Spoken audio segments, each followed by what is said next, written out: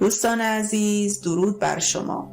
در این ویدیو چند داستان کمتر شنیده شده از استاد حق مولانای بزرگ رو براتون تعریف میکنیم. امیدوارم هم خوشتون بیاد و لذت ببرید و هم به نکات عمیقی که در هر کدوم از این داستانها ذکر شده پی ببرید و به کارتون بیاد. قصه عرب بادیه نشین و ریختن ریگ در جوال. عرب صحرانشینی دو جوال بزرگ، یکی پر از گندم و جوال دیگر پر از شنریزه را بار شترش کرده و خود نیز وسط آن نشسته و در صحرا رهسپار مقصد بود. در بین راه با مرد عالم و حکیمی برخورد کرد. مرد عالم از وی سؤال کرد در این جوالها چه باری را حمل می کنند؟ مرد عرب جواب داد در یکی گندم و در دیگری شنریزه. حکیم با تعجب پرسید چرا شنریزه؟ او جواب داد چون فقط یک جوال گندم داشتم، لذا برای ایجاد توازن و تعادل بار جوال دیگری هم وزن جوال اول پر از ریگ نموده تا حیوان اذیت نشود. حکیم گفت ای بابا، اگر بار گندمت را به دو قسمت تقسیم می کردی و هر قسمت را در یک جوال می ریختی، در آن صورت هم بارت سبکتر می شد و هم شتر راحت و سبکتر حرکت می کرد. مرد عرب با شنیدن این پیشنهاد گفت احسنت بر تو ای مرد عالم که اینقدر حکیم و دانا هستی، ولی بگو ببینم چرا اینقدر ژولیده و ظاهری فقیرانه داری؟ مرد عرب دلش به حال او سوخته و تصمیم گرفت او را سوار شترش نماید. مجددا از او سؤال کرد حتما با این همه علم و دانش صاحب منصب یا وزیری چیزی هستی؟ حکیم گفت به لباسهایم نگاه کن، مردی عادی هستم. مرد عرب پرسید راستش را بگو، چند تا شتر یا گاو داری؟ حکیم گفت اینقدر کنجکاوی نکن، نه گاو دارم نه شتر. عرب باز پرسید پس حتما دکان داری، بگو در دکانت چه اجناسی را می فروشی؟ حکیم جواب داد چه دکانی، چه مغازه‌ای، من و دکان؟ عرب ادامه داد حتما با این هوش و درایتت باید مرد ثروتمندی باشی. حکیم پاسخ داد بابا دست از سرم بردار، من اصلا هیچی ندارم، حتی به نان شبم هم محتاجم و هر کس که به من لقمه نانی بدهد نزد او خواهم رفت و از این همه علم و دانش فقط خیالات و دردسر نصیبم شده است. مرد عرب در جواب او گفت پس چنین علمی که قادر به تأمین نیازهای تو نبوده حتما مضر است، لذا از من دور شو که ممکن است نحسی علمت دامن مرا هم بگیرد. اگر من در جوالی گندم و در جوال دیگر شنریزه پر کنم بهتر از این فکرهای بیهوده توست. در واقع حماقت من پربرکت تر از علم توست، زیرا که حداقل گندمی برای خوردن دارم. ولی تو چه؟ پس اگر میخواهی از این همه بیچارگی و فلاکت رها گردی، سعی کن تا این علم و حکمت را در وجود خود دفن و معدوم نمایی. داستان ابراهیم ادهم و سوزن طلا. ابراهیم ادهم که روزگاری سلطنت عظیمی داشت به ناگاه ترک دنیا کرده و به گوش عزلت پناه برد. او روزی در مسیر سیر و سیاحتش به لب دریایی رسید و کنار ساحل نشسته و مشغول وصل زدن خرقه خود بود. در این اثنا وزیری که سابقاً غلام او بود در حال گذر او را شناخته و به نزد وی آمد. پس از احترام از دیدن حال و روزش متعجب شد. کسی که روزی خرقه پادشاهی بر تن داشته و حاکم بر 7 اقلیم بود، حالا خرقه گدایان بر تن کرده و مشغول وصل زدن آن بود. شیخ که اهل دل و مرد حق بود از نیت قلبی او آگاه شد، لذا سوزن وصل زنی خود را به درون دریا پرتاب نمود. بعد صدا زد سوزن مرا بدهید. وزیر در کمال حیرت دید که هزاران ماهی هر کدام با سوزنی طلایی به دهان به روی آب آمده و گفتند سوزنت را بگیر. او گفت سوزن من این نیست، سوزن خودم را بیاورید. بالاخره ماهی سوزن معمولی او را آورده و به دستش داد. آن وزیر از دیدن آن صحنه به وجد آمده و گفت حتی ماهیان هم پیران راه طریقت را می شناسند. لذا بر او تعظیم کرده و با پشیمانی به راه خود ادامه داد. دوستان خوبم، لطفاً اگر تا الان کانال قصه کوتاه رو سابسکرایب نکردید حتما این کار رو انجام بدید و با فعال کردن زنگوله از داستانهای جدید و به روز ما مطلع بشید. داستان مارگیر و دزد مار. مرد مارگیری مار بسیار خطرناکی را صید کرده و در جعبه‌ای قرار داده بود، ولی از اینکه آن مار سمیز خبر نداشت. از قضا مردک دزدی از روی طمع جعبه مار او را به خیال اینکه درون آن طلا و جواهر است ربوده و پس از باز کردن در جعبه مار با زهر خود جان آن بیچاره را گرفته و خود نیز به بیابان گریخت. مرد مارگیر که با ناراحتی به دنبال مار خود میگشت و دائم دعا میکرد که مارش پیدا شود، ناگهان به جسد بیجان دزد رسید و او را شناخت و متوجه شد که او از سم مار وی کشته شده است. با دیدن جسد بیجان دزد فهمید که خطر بزرگی از سرش گذشته است. لذا شکر خدا را به جای آورد و با خود این شعر را تکرار نمود: شکر حق را کان دعا مردود شد، من زیان پنداشتم آن سود شد. داستان باز شکاری پادشاه. در روزگاران قدیم پادشاهی باز شکاری بسیار زیبایی داشت. به همین جهت نیز به آن حیوان بسیار عشق می‌ورزید. پرنده در کمال آزادی در قصر او مشغول گذران عمر بود. روزی آن حیوان از نزد پادشاه فرار کرده و در این فرار و گریز به خانه پیرزن فرتوتی پناه برد. پیرزن در منزل مشغول الک کردن آرد بود که ناگهان چشمش به آن حیوان زیبا افتاد. او فوراً پاهای او را بسته و بالهایش را بریده و ناخنهایش را هم چید. او کلیه نشانه‌های زیبایی و ابهت آن حیوان را از بین برد. سپس به عنوان غذا جلوی او کاه ریخته و گفت مثل اینکه از این حیوان افراد نااهلی مراقبت می نمودند که به این هیبت دچار شده و این چنین ناخن و پر و بالش بلند شده. از آن طرف پادشاه که پرنده محبوب خود را گم کرده بود در جستجوی او به همه جا سرک می کشید. در آخر به خانه پیرزنی رسید و باز خود را در میان خاک روبه ها و با حال و روزی بسیار بد مشاهده کرد. بر وضع اسفبارش افسوس خورد و گفت این سزای ناسپاسی و قدر نشناسی توست، زیرا در وفاداری به من کامل نشده ای. تو بدون توجه به اینکه هرگز دوزخیان و بهشتیان برابر نبودند چگونه آن بهشت برین را رها کرده و به این دوزخ پناه آوردی؟ پس بچش که این سزای چنین کسی است که از نزد پادشاه رؤوف رحیم و آگاهی چون من به طور احمقانه فرار نموده و در چنین سرای پستی اقامت گزیده است. داستان مرد صوفی و لاحول گفتن خادم. مرد صوفی مسلکی شبی را در خانقاه با دوستان خود مشغول عبادت و مراقبه بود. او پس از اتمام کار خر خود را به خادمی که در آنجا کار می‌کرد سپرده و سفارش بسیار کرد که به او کاه و جو کافی بده. خادم گفت لا حول ولا قوة الا بالله، این چه حرفیه که شما میزنید؟ از دیرباز کار من رسیدگی و درمان حیوانات بوده و من کار خودم را خوب بلد هستم. صوفی گفت پس اول جو را خیس کن زیرا خر من پیر است. خادم پاسخ داد سرور من این چه حرفی است؟ همه این کارها را از من یاد میگیرند. مجدد صوفی گفت پالانش را برداشته و بر زخمش مرهم بگذار. خادم با تعجب گفت ای مرد فلسفه باف، من تا کنون هزاران میهمان مثل تو داشته و همه راضی برگشتند، پس اینقدر به من درس یاد نده و بس کن. هرچه صوفی می گفت خادم یک لا حول ولا قوت الا بالله در جلوی پاسخ آن قرار داده و چیزی می گفت.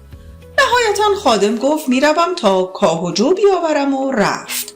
ولی نه به سمت آخر، بلکه او یک راست به نزد دوستان اوباش خود رفته و به مسخره کردن آن صوفی پرداخت. صوفی هم با خیال راحت رفته و خوابید. ولی در خواب دید که خرش مورد حمله گرگ قرار گرفته و حیوانش از ران و پشتش تکه تکه می شود. با این وصف با خود می گفت آن خادم با من نان و نمک خورده و امکان ندارد که به من خیانت کند. ولی بعد در جواب خود چنین گفت انسان مگر به مار و عقرب آسیبی رسانده است که او را نیش می زند؟ باز ادامه داد سوء ظن داشتن خوب نیست و نباید به برادر دینی خود گمان بد ببرم. این حرفها همینطور ادامه داشت تا اینکه صبحگاه صوفی از خواب برخاست و پس از آماده شدن خادم خر خود را صدا کرد. او هم فوراً به سمت آخر رفته ابتدا لگدی نثار خر بدبخت کرد و سپس او را به نزد صاحبش آورد و گفت این هم امانت شما، بفرمایید. خر بیچاره از فرط گرسنگی و خستگی دیگر توان حرکت نداشت و با سوار شدن صوفی حالش بدتر هم شد و دائم تلو تلو می‌خورد. با دیدن این وضع هر کسی که به صوفی می‌رسید می‌گفت ای شیخ خر شما مریض است. صوفی نیز با لحنی مسخره‌آمیز پاسخ می‌داد هر خری که شب قبل غذایش لا حول ولا قوت الا بالله بوده باشد حال و روزی بهتر از این نداشته و مسلماً صبح روز بعد باید هم سجده کنان راه برود. داستان حلوا خریدن شیخ و کودک حلوا فروش. در روزگاران قدیم شیخی به نام شیخ احمد در شهری زندگی می کرد که در جوانمردی و سخاوت زبان زد عام و خاص بود. او دائم در جهت رفع مشکلات مردم از بزرگان شهر وام می گرفت تا مایحتاج مستمندان را تهیه نمایند. به همین دلیل اکثر اوقات بدهکار بود. خلاصه همه چیز خود را وقف رضای خدا و خلق او کرده. به همین جهت خداوند نیز از سر لطف همیشه حلال مشکلاتش بود و هیچگاه قرض ادا نکرده ای از وی بر جای نمی ماند. همانطور که اعتقاد داشت 2 فرشته در بازار دائم دعا می کنند که خدایا انفاق کنندگان را 10 برابر عوض ده و مال افراد خسیس را تلف نما. شیخ سالهای سال چنین روشی را پیشه خود کرده و تا خرخره زیر قرض رفته بود. کم کم شیخ پیر و فرتود شده و آثار مرگ در او نمایان گردید. در این اثنا طلبکاران که احساس کردند ممکن است مال خود را از دست بدهند به شیخ فشار آورده و جهت اخذ مطالبات خود گرد او جمع شدند. شیخ که مطمئن بود مثل همیشه مشمول لطف خداوند خواهد شد ساکت و آرام نشسته و نظاره‌گر طلبکاران ناامید و عصبانی بود. کل بدهی ایشان 400 دینار بود ولی شیخ حتی 1 دینار هم در خانه نداشت. در همین هنگام ناگهان صدای فریاد کودک حلوا فروشی به گوش رسید. لذا شیخ به خادم خود اشاره کرد که برو و تمام حلواهای او را بخر برای اینکه مدتی از نگاه‌های تند و ترش آنان خلاصی یابد.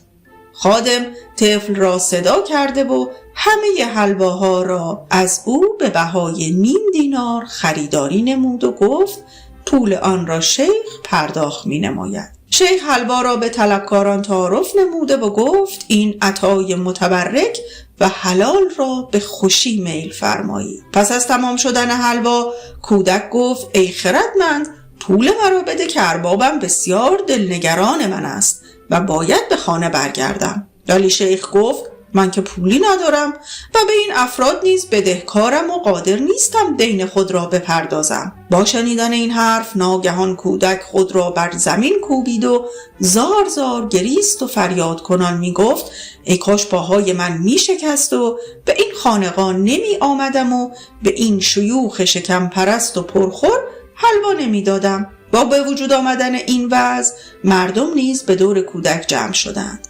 کودک فریاد می کرد ای شیخ سخت دل بدان که صاحب حلواها مرا خواهد کشت. آیا تو به این امر راضی هستی؟ طلبکاران نیز با تمسخر میگفتند این دیگر چه کاری بود که انجام دادی؟ حق ما را ندادی هیچ، ولی چرا با این کودک بیچاره چنین رفتاری نمودی؟ جالب است که کسی در این میان برای ادای قرض ناچیز آن کودک پیش قدم نشد. لذا کودک تا هنگام غروب گریه کرد. شیخ نیز با اطمینان کامل چشمهایش را بسته و ابداً به او نگاه نمی کرد. انگار منتظر چیزی بود. او که همه کارهایش جهت رضای خدا بود و به فضل خدا اطمینان داشت، گوشهایش به سرزنش‌های مردم و التماس‌های آن کودک اعتنایی نمی کرد. هنگام نماز ناگهان خدمتگزاری غریبه وارد خانه شد و سینی را جلوی شیخ نهاد و گفت این هدیه از سوی شخصی ناشنا برای شماست. لطفاً تحویل بگیرید. شیخ نیز سینی را از او گرفته و پارچه روی آن را کنار زد. درون آن 2 عدد کیسه پول به چشم می‌خورد که درون یکی 400 دینار و در دومی نیم دینار قرار داده شده بود.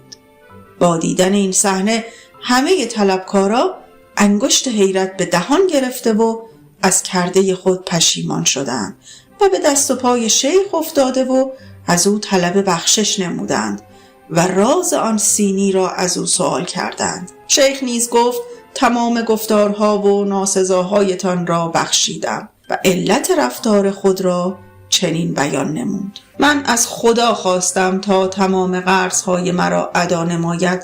او هم از سر لطف چنین کرد، ولی لازمه وصول این هدیه الهی و ادای قرضهایم گریه های این کودک بود. تا آن کودک حلوا فروش گریه های خالصانه و از ته دل سر نمیداد، دریای بیکران رحمت و بخشش خداوند به جوش نمی آمد و من مشمول چنین لطفی نمی شدم. این منم مهتاب دختر قصه گوی، هرچه خواهی ز من در کامنت ها بگوی. مرد روستایی که به جای گاوش شیر درنده‌ای را می‌خارانید. یک روز مرد روستایی گاوش را پس از بازگشت از صحرا به طویله برده و او را بست. از قضا شیری درنده وارد خانه مرد شد و یک راست به سمت طویله رفت و گاو بیچاره را درید و خورد و خود در جای گاو جا خوش کرده و خوابید. صاحب گاو طبق روال همه شب برای سرکشی به گاو خود نیمه شب به طویله آمده و به خیال باطل دست بر یال و کوپال و پشت شیر کشیده و بدن او را می‌خارانید. شیر با خود می‌گفت این مرد ساده لوح و غوطه‌ور در جهل به دلیل ناآگاهی از وجود من مرا گاو خود فرض کرده و بدنم را می‌خاراند. اگر هوا روشن بود حتما از دیدن من از ترس جان می‌داد. ما انسان‌ها نیز هر روز و شب صدها بار نام خداوند را بر زبان می‌بریم، ولی احساس هیچ گونه عظمتی نمی‌کنیم، چون تاریکی‌های طبیعت و تمایلات پست حیوانی از هر سو ما را به خود مشغول کرده و باعث حجاب ذات باری تعالی شده است.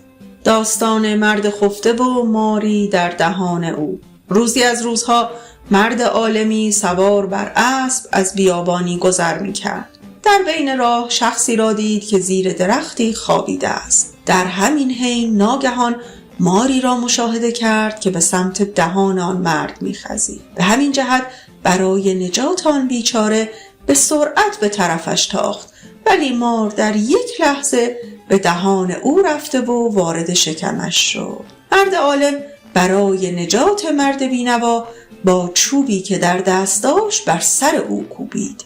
در همان لحظه مرد از خواب هراسان پرید. با ضربه دوم گیج و منگ به سمت درخت سیبی که در آن نزدیکی بود دوید. آن سوار هم به سرعت دنبال او رفته با ضربه شلاقی او را وادار به خوردن سیب‌های گندیده و نارس زیر درخت کرد. آنقدر از آن سیب‌ها به او خورانید که دیگر جایی برای خوردن نداشت. مرد از ترس تمام فرمانها را اجرا می کرد، ولی دائم به او ناسزا گفته و ناله می کرد که مگر من به تو چه دشمنی کردم که این گونه ناجوان مردانه بر من ظلم می کنی؟ مرد سوار نیز بدون هیچ توجهی به حرفها و دشنامها او را با شلاقی که در دست داشت مجبور کرد تا در بیابان گرم و سوزان بدود. آنقدر او را دواند که از حال رفته و هرچه خورده بود را استفراغ نمود. در این حال همه غذاها به همراه مار بلعیده شده به بیرون ریخته شد. با دیدن این صحنه مرد به حکمت رفتار او پی برد، لذا به دست و پای او افتاده و مرتب تشکر می نمود و می گفت تو ناجی و وسیله رحمت من بودی و چقدر من خوششانس بودم که شما مرا دیدی. داستان تفرق انداختن باغبان بین صوفی و فقیه و سید از خدا بی خبر. مرد باغبانی وارد باغش شد. با تعجب دید که 3 نفر از قشرهای مختلف با بیشرمی تمام مشغول خوردن میوه‌هایش هستند. یکی از آنان مردی فقیه، دیگری مردی صوفی مسلک و سومی نیز لباس سبز سیدی به تن داشت. باغبان اول با خود گفت اتحاد این 3 نفر مجال غلبه کردن را به من نخواهد داد، لذا بهتر است ابتدا آنان را به هر نحوی از هم جدا کرده و سپس خدمت تک تک آنان برسم. به همین دلیل مرد صوفی را به دنبال نخود سیاهی فرستاد و آنگاه به آن 2 نفر دیگر رو کرد و گفت ای سید اولاد پیامبر، شما که هم خودتان و هم جد بزرگوارتان به گردن من حق دارید و این باغ متعلق به شماست و شما همه مرد دانشمند و فقیه بزرگوار که دین و دنیای ما از زحمات شما زنده است. این باغ در مقابل تلاش‌های شما تحفه ناقابلی بیش نیست. ولی من در تعجبم این مرد به ظاهر صوفی و شکمواره چگونه به خود اجازه داده خود را به شما چسبانده و از این میوه ها دزدیده و بخورد؟ آیا به من اجازه می دهید او را از باغ بیرون کنم؟ آن 2 که دیدند ضرری به ایشان نمی رسد اعتراضی نکردند. با دیدن این عکس‌العمل باغبان بلافاصله چماقش را برداشته و به سمت آن مرد حمله ور شد و با ضربات پی در پی او را بیرون کرد و به سختی مجازاتش نمود. سپس به آن سید گفت لطف کن و از درون منزل مقداری غذای خوشمزه که آماده کردم بیاور تا با هم بخوریم. با رفتن او به مرد فقیه گفت شما بهتر از من می‌دانید هر کس اگر از چیزی دم زند از علائم و نشانه‌هایش می‌توان ادعایش را تشخیص داد. مثلا شما که ظاهری فقیهانه دارید حرف زدنتان دلیل بر این علم است، ولی این روزها بسیاری از مردم فرصت طلب و حیله‌گر خود را به خاندان پیامبر منتسب می کنند تا از مردم به نحوی اخاذی نمایند. به نظر شما از سکنات این مرد سید بودنش معلوم است؟ پس از کمی مکث بلافاصله خودش گفت به نظر من او اصلا سید نبوده و احتمالاً یکی از همین حیله‌گران است. در نهایت با آماده کردن ذهن او وقتی آن مرد رسید گفت الحق هم که بچه شیر به شیر شبیه است، ولی ای مردک بگو ببینم چه چیز تو شبیه پیامبر است؟ و فوراً با چماق بر سرش کوبید و او را از پا درآورد. در آخر به سمت فقیه برگشته و گفت ای مرد فقیه، تو چگونه فقیهی هستی که فتوای دزدی از باغ مرا صادر کرده ای؟ مرد فقیه که تازه از کل قضیه مطلع شده بود گفت بزن، این سزای کسی است که یاران خود را تنها بگذارد. داستان 4 هندی نمازگزار که نماز همه‌شان باطل شد. روزی از روزها 4 نفر هندی به قصد اقامه نماز وارد مسجدی شدند. همگی مشغول نماز بودند که مؤذن نیز وارد مسجد شد. یکی از آنان در حالی که نماز می‌خواند از او سوال کرد: آیا وقت نماز شده است؟ نمازگزار دوم گفت: ای رفیق، چون در بین نماز حرف زدی نمازت باطل شد. نفر سوم هم گفت: نماز خودت نیز به همین دلیل باطل شد. در آخر چهارمین شخص بلند گفت: خدا را شکر که من مثل آن 3 نفر در چاه نیفتاده و نمازم باطل نشده. بدین ترتیب نماز هر 4 نفر باطل گشت.